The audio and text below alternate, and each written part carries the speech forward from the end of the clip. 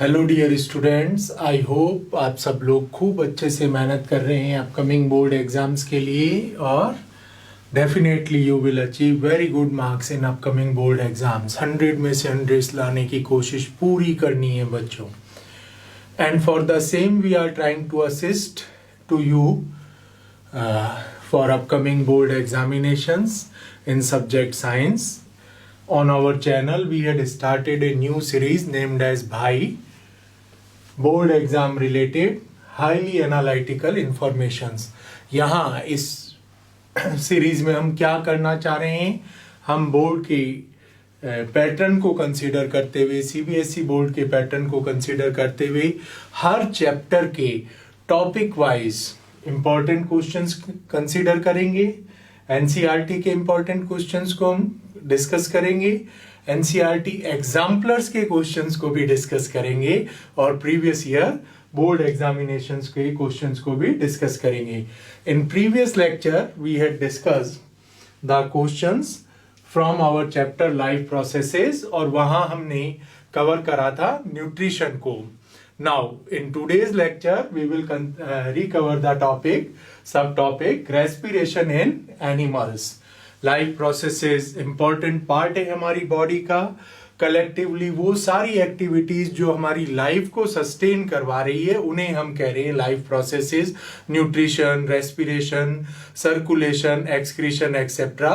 Nutrition को हमने previous lecture में डिस्कस करा था। आज हम रेस्पिरेशन से रिलेटेड इंपॉर्टेंट क्वेश्चंस को डिस्कस करेंगे।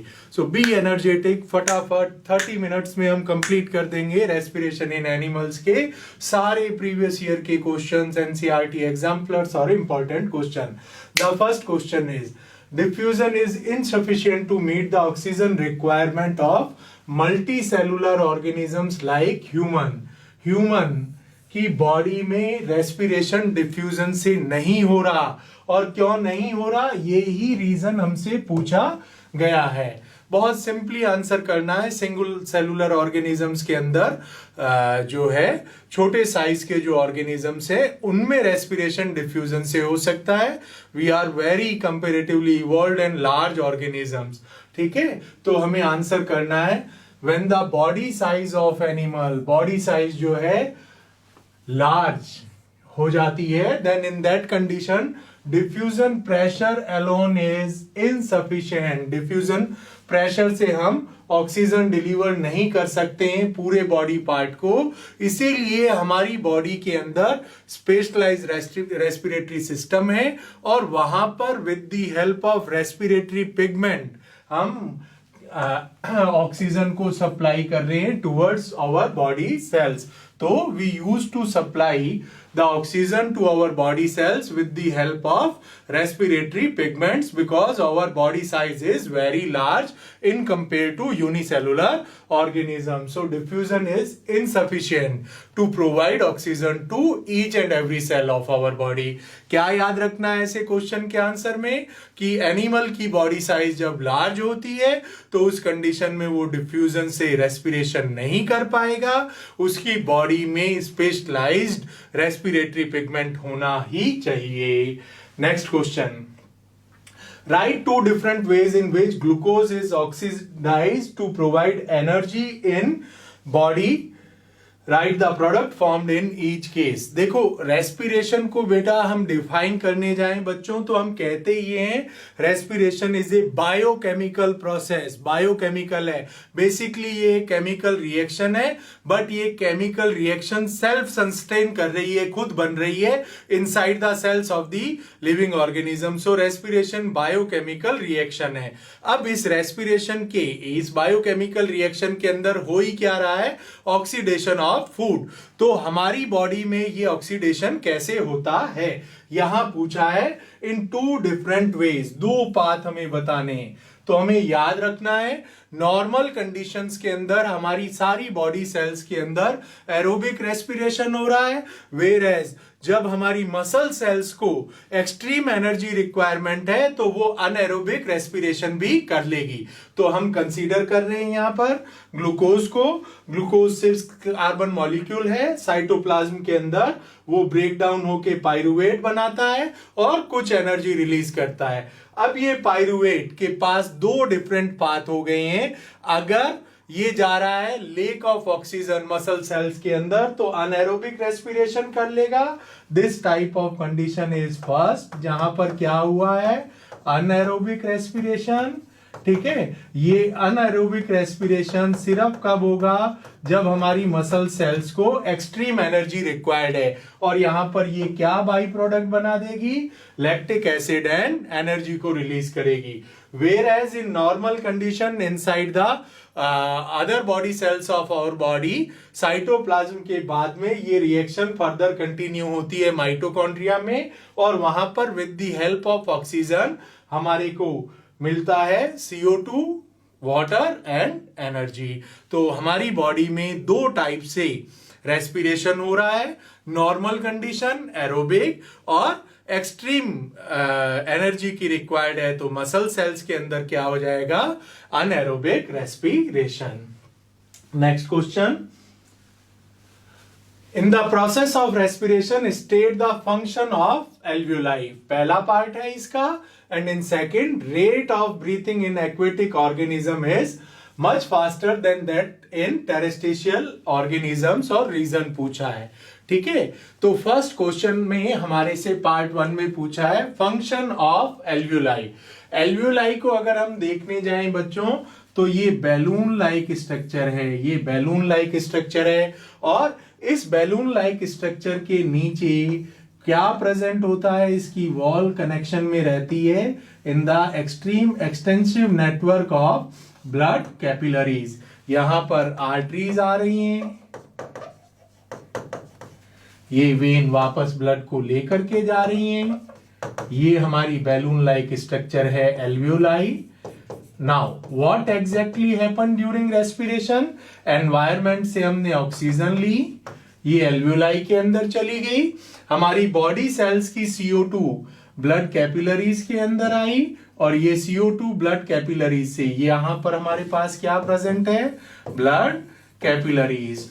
ठीक है, तो ब्लड कैपिलरीज से CO2 कहां चली गई, एल्वियोलाई में, और एल्वियोलाई से ये कहां चली जाएगी, एनवायरमेंट में, और एनवायरमेंट की ऑक्सीजन यहां से एंटर कर जाएगी inside the blood capillary, and that is the process by which we use to convert the deoxygenated blood into oxygenated blood. Deoxygenated जब उसमें CO2 का कंटेंट हाई था, बट ये CO2 यहां से एल्वियोलाई में गई और एनवायरमेंट में चली गई।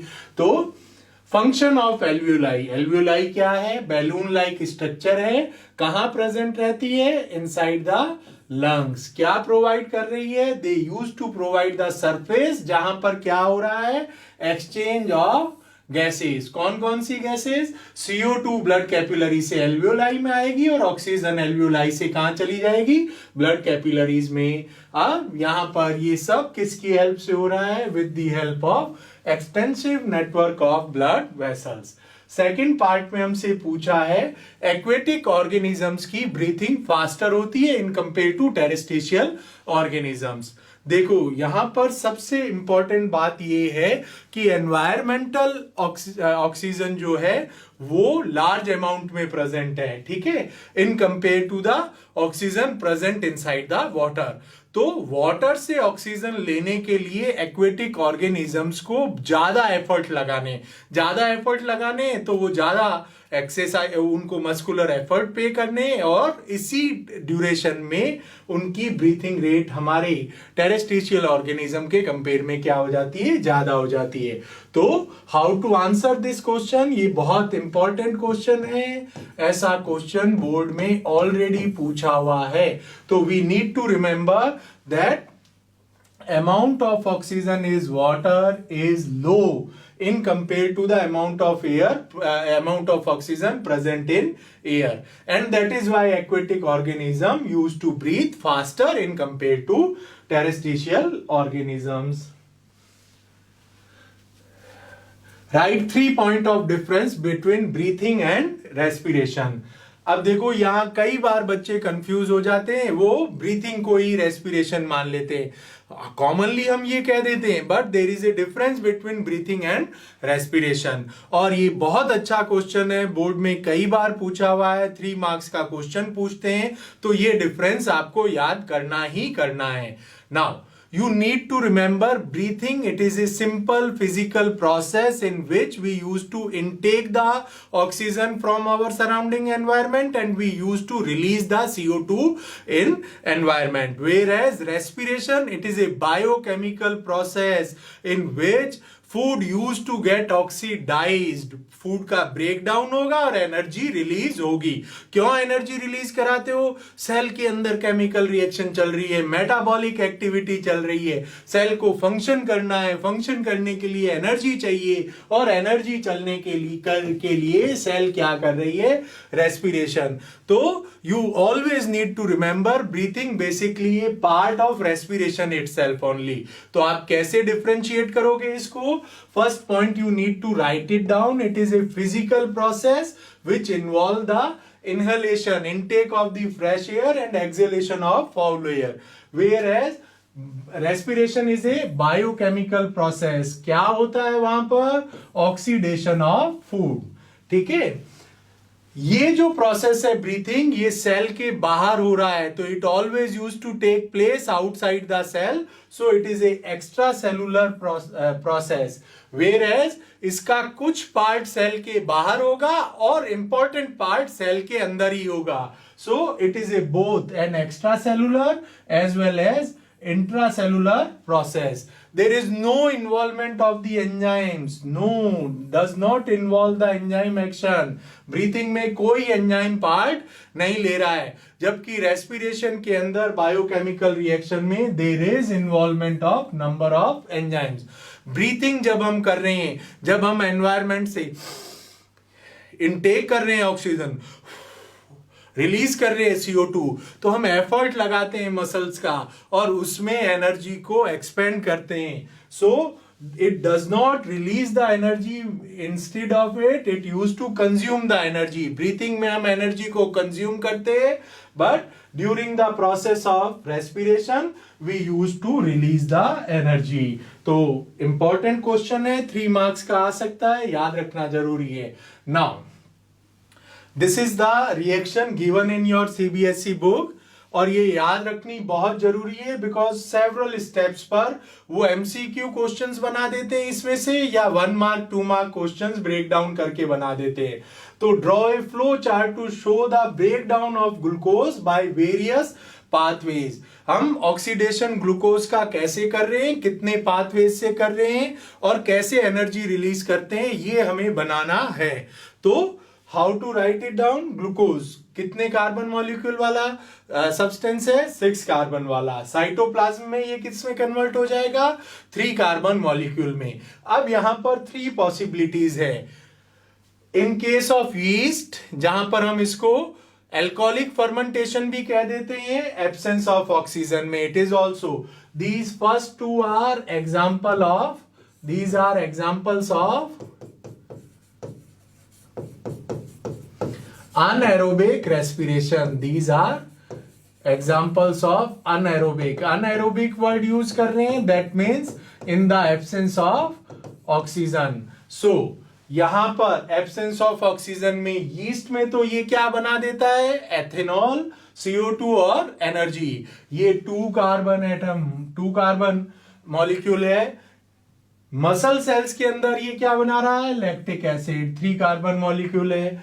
ऑक्सीजन की प्रेजेंस में, दैट मीन्स यहां क्या हो गया है? It is aerobic respiration. और यहां पर वो क्या प्रोड्यूस कर रहा है? Inside the mitochondria. ये सारे स्टेप्स याद रखने हैं।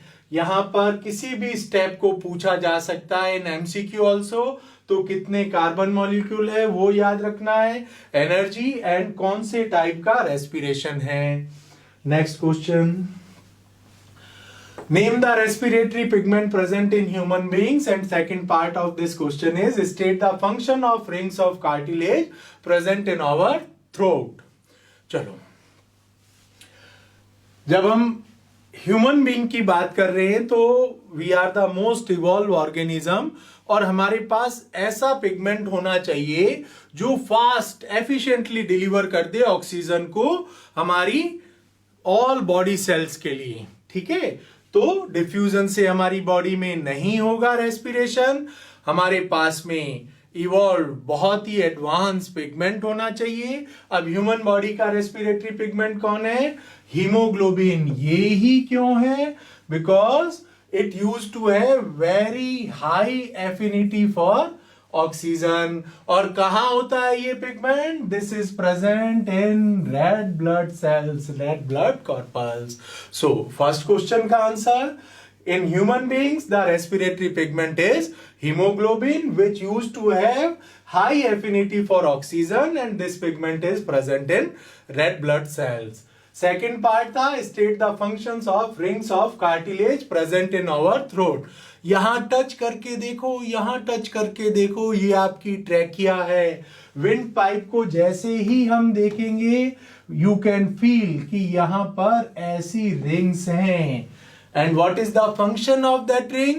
They used to prevent the collapsing. Collapse नहीं होने देंगी ट्रैकिया को। तो the rings of cartilage are present in the throat. They ensure that the air passes does not collapse. ये है cartilages rings. ये है cartilages rings जो ट्रैकिया को कोलैप्स नहीं होने देगी, विंड पाइप को कोलैप्स नहीं होने देगी। Next question, what advantage over an aquatic organisms does a terrestrial organism have with regard to obtaining oxygen for respiration. यहां पूछ रहे हैं हम लोग एक्वेटिक ऑर्गेनिज्म से कैसे एडवांस है इन टर्म ऑफ रेस्पिरेशन। ये बात मुझे नहीं पता, आपको पता है, हमने अभी डिस्कस कर ली है। अगर हम हमें कंपेयर करने जाएं एक्वेटिक ऑर्गेनिज्म से, हमारे पास में larger amount of oxygen available है इन द एनवायरमेंट, तो we use to breathe in compared to them slowly, and they need to put more effort for breathing. तो वापस उसी क्वेश्चन को घुमा के पूछ लिया है। We need to answer, terrestrial organisms use the oxygen in the atmosphere for respiration. The amount of oxygen in the air is comparatively high than the amount of dissolved oxygen present in the water used by aquatic organisms.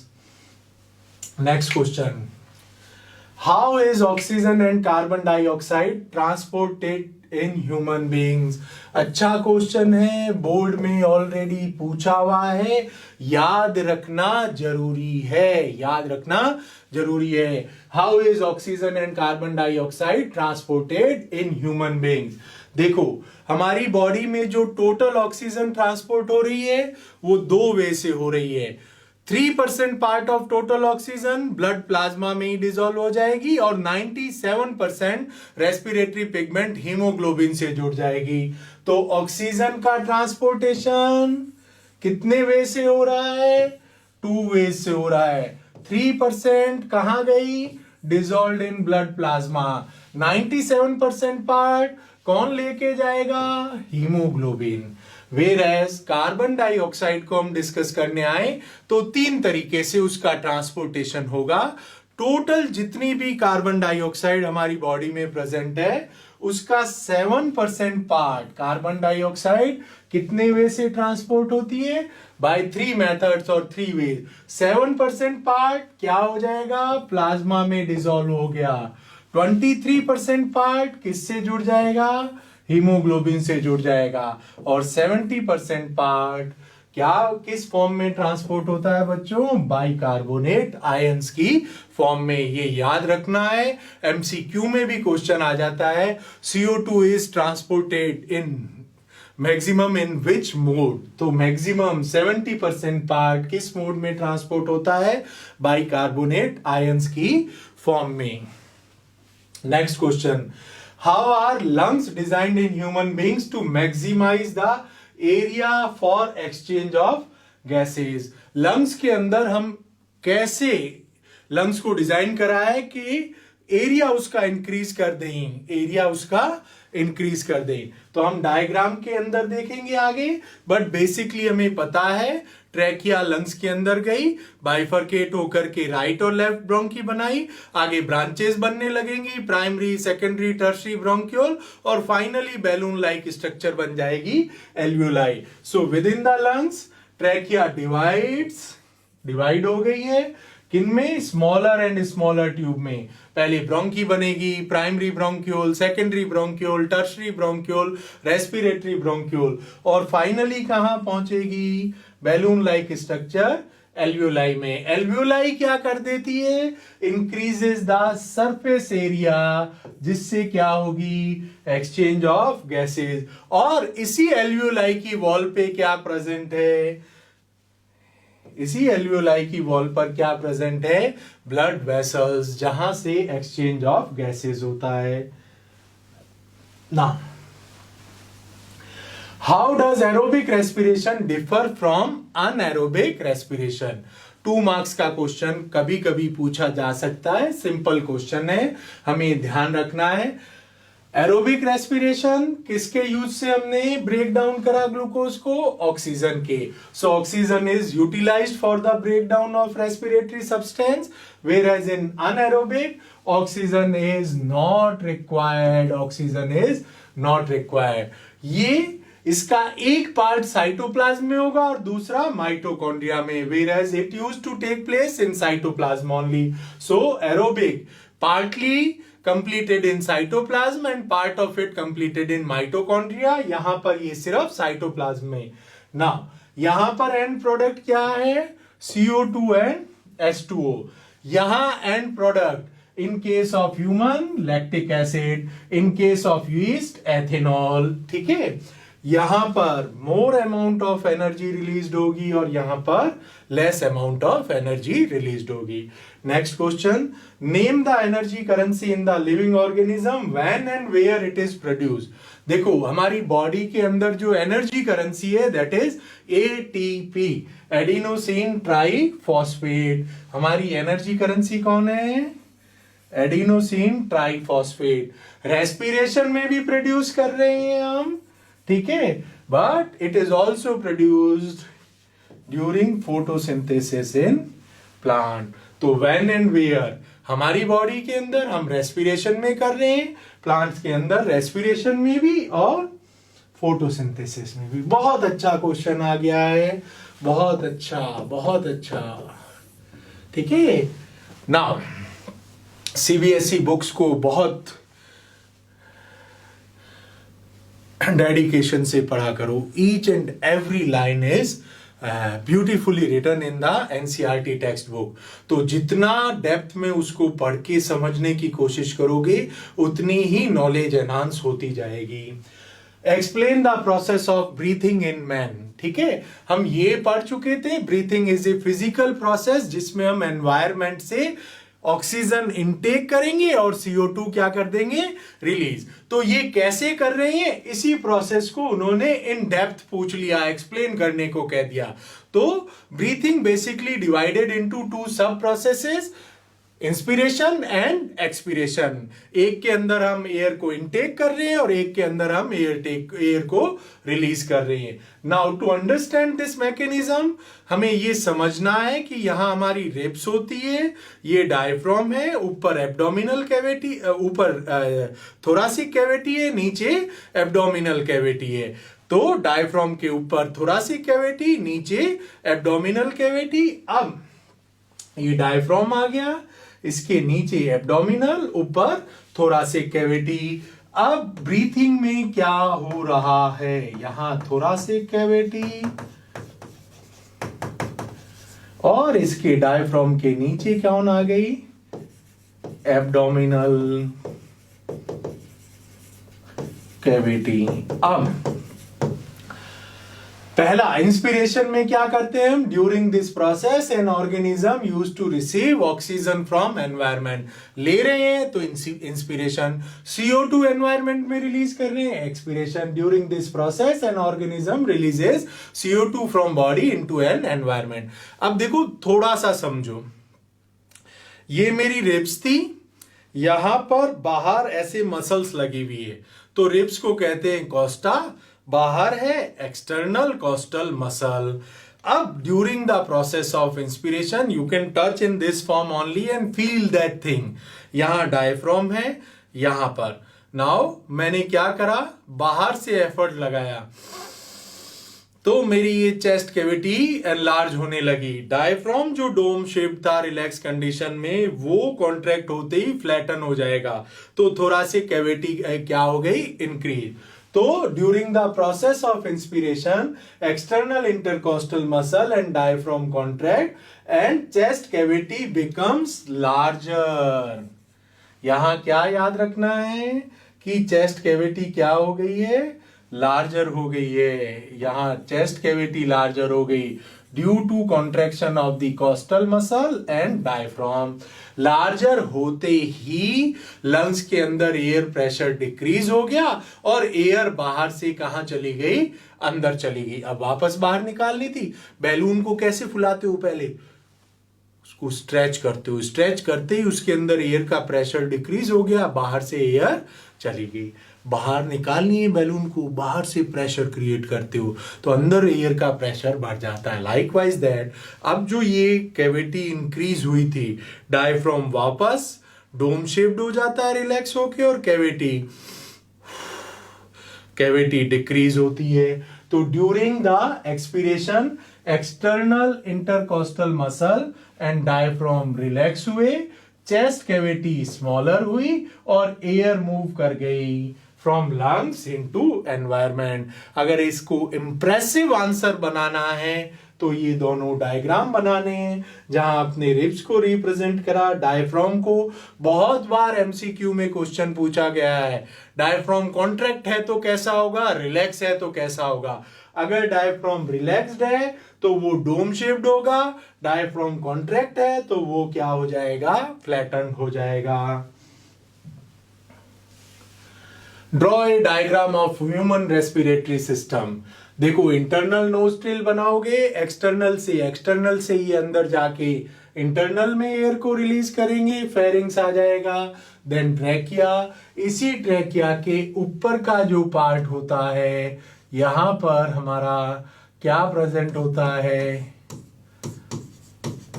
लैरिंग्स, या इसी को हम क्या कहते हैं, sound box.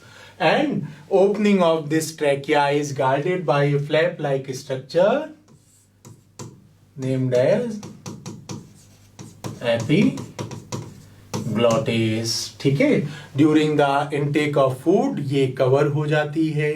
अब मुझे intensity of sound बढ़ानी होती है तो मैं क्या करता हूं, जोर से लिसन केयरफुली, तो फोर्सफुल एक्सपीरेशन करूंगा तो लैरिंग्स के अंदर से फोर्सफुली एयर बाहर निकलेगी और इंटेंसिटी ऑफ साउंड भी क्या हो जाएगी, इंक्रीज। यहाँ विंड पाइप आ गया, ये हमारा ट्रैकिया और विंड पाइप है जिसमें कार्टिलेजेस रिंग्स होती है, ये आगे जाके बाइफरकेट हो गई। यहाँ पर ये मेरा राइट लंग है, ये मेरा लेफ्ट लंग है। राइट और लेफ्ट को कंपेयर करूं तो लेफ्ट का साइज थोड़ा सा छोटा होता है, इस तरफ हार्ट लोकेटेड होता है। लंग्स के अंदर ब्रोंकीज डिवाइड होने लगती है, primary bronchiole, secondary, tertiary bronchiole, और फाइनली वो किस में कन्वर्ट हो जाती है, एल्वियोलाई में। तो ये डायग्राम याद रखना है हमें। अगर 3 to 5 मार्क्स का क्वेश्चन आया तो डायग्राम पूछ सकते हैं। नाउ ये छोटे छोटे से क्वेश्चन है बट बहुत इंटरेस्टिंग है, बहुत अटेंशन से फटाफट कर देते हैं। Give reason for the followings. Rings of cartilages are present in throat. मुझे नहीं पता, ऑलरेडी आपको पता है। They are present to prevent the collapsing of wind pipe और trachea. So rings of cartilages ensure that air passage does not collapse. Second, lungs always contain a residual volume of air. Lungs कभी भी empty नहीं होंगे air से। कितना भी forceful expiration कर लूं, लंग्स एम्पिटी नहीं होंगे। क्यों नहीं होंगी? द रेजिडुअल वॉल्यूम जो है, इट यूज टू एंश्योर कि सफिशिएंट टाइम मिले ऑक्सीजन एब्जॉर्ब हो करके कहां चली जाए, ब्लड कैपिलरी में, और ब्लड कैपिलरी की CO2 रिलीज होकर के कहाँ आ जाए, एल्वियोलाई में। इसलिए ऑलवेज लंग्स में एक minimum amount of air present होगा, that is named as residual volume. So during the breathing cycle, lungs always contain a residual volume of air so that there is a sufficient time for oxygen to be absorbed and for the CO2 to be released. Diaphragm flattens and ribs are lifted up when we breathe in. अभी discuss करा है, ठीक है, we just discussed it. Diaphragm को flatten होना है, ribs cage को बाहर आना है ताकि चेस्ट कैविटी क्या हो जाए, enlarge, and air can easily move from environment into lungs. तो यहां पर आंसर में हमें क्या याद रखना है, when we lift our ribs and diaphragm flatten, ribs को हमने लिफ्ट कर दिया, डायफ्राम फ्लैटन हुआ, तो क्या हो गया, चेस्ट कैविटी लार्जर हो गई, as a result air used to move inside the lungs. Fishes die when taken out of water. देखो हमने अभी डिस्कस करा था वो एक्वेटिक ऑर्गेनिज्म है, ठीक है, इन कंपेयर टू अस। उनके अंदर गिल्स प्रेजेंट होते हैं और गिल्स ब्लड कैपिलरीज के कनेक्शन में रहते हैं और एक्वेटिक ऑक्सीजन को एब्जॉर्ब करके सप्लाई देते हैं। अगर हमने उन्हें बाहर निकाल लिया तो they are unable to, gills are unable to absorb the oxygen from the environment and that is why they use to get die. So fishes respire with the help of gills. Gills are richly supplied with blood capillaries and can absorb oxygen dissolved in water. Since fishes cannot absorb gaseous oxygen, so they die soon after they are taken out from the water. List any two characteristics of lungs which make them an efficient respiratory system. Name the part of the human respiratory system और यहाँ अलग अलग condition पूछिए। चलो first हम lungs की दो characteristic, lungs की दो इंपॉर्टेंट कैरेक्टरिस्टिक, सबसे इवॉल्व ऑर्गेनिज्म है जिसके अंदर advance respiratory organ lungs present है। तो ये एडवांस कैसे था, इसके अंदर बैलून लाइक स्ट्रक्चर एल्वियोलाई ने सरफेस एरिया को क्या कर दिया, इंक्रीज, और इसी एल्वियोलाई के कनेक्शन में कौन है, ब्लड कैपिलरीज। तो लंग्स की दो important characteristic, inside the lungs balloon like structure alveoli are present which used to increase the surface area, and the wall of alveoli contain extensive network of blood vessels which help in efficient exchange of gases. अब यहाँ next part में हमें बताना है कौन से part के बारे में बात चल रही है। Name the part of the human respiratory system. First question, where air is filtered by fine hair and mucus lining. Nasal cavity, यहाँ हेयर्स भी प्रेजेंट है, म्यूकस भी रिलीज हो रहा है। ये एनवायरमेंटल एयर जो एंटर कर रही थी उसके डस्ट पार्टिकल्स को क्या कर देता है, remove. So this is nasal cavity. Second one, which separates chest cavity from abdominal cavity, discuss कर लिया। डायफ्राम, ऊपर कौन है, चेस्ट कैविटी, नीचे कौन है, abdominal cavity. Third one, which has a balloon like structure, मुझे नहीं पता, बैलून लाइक ये बनते ही यहाँ पर क्या याद हो जाना चाहिए, किसकी बात हो गई, alveoli. Two large air passages which connect trachea to lungs. हमने डायग्राम में क्लियर करा था, ये डायग्राम में क्लियर करा था। Two large passages which connect the trachea from lungs. ये जा रही है लेफ्ट ब्रोंकी, ये जा रही है right bronchi. So the two large passages, ठीक है, यहां पर किसकी बात हो गई, two large air passages which connect trachea to lungs are right and left bronchi. ये क्वेश्चंस आप पढ़ लेते हो। हमने ऑलमोस्ट 20 क्वेश्चंस के करीब डिस्कस कर लिए हैं न्यूट्रिशन इन एनिमल्स के, 15 क्वेश्चन डिस्कस कर लिए हैं रेस्पिरेशन के। जिन जिन बच्चों ने इन दोनों को याद कर लिया, दे विल एक्सेल। उनको इन दोनों सब टॉपिक्स में से सारे क्वेश्चंस कुछ भी पूछ ले बोर्ड में, they will answer for the same. So be energetic for next few days. खूब एनर्जी के साथ में हमें पढ़ना है। We need to secure 100 out of 100। Wish you good luck for upcoming exams. Over for today.